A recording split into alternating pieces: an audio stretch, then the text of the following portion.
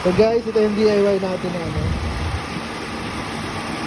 Dahil summer na, kailangan natin mag-DIY. Ano lang, electric pa ng e-bike. Sobrang mura lang, 160. Hindi mo na kailangan ng relay. Nakabit mo lang siya sa park light. Dito na yung switch sa park light. Pwede mo siya i-off. Yan, pwede mo siya i-off. Yan, naka-off na yan. Ang dubig ng aircon.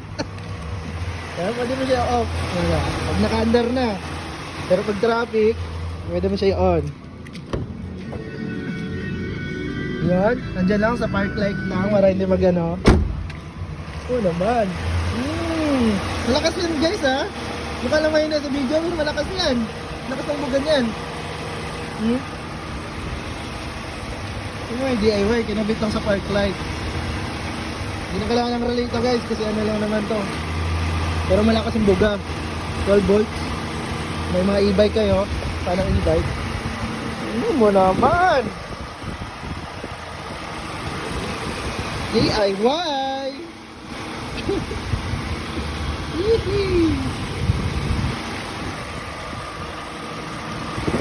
Guys,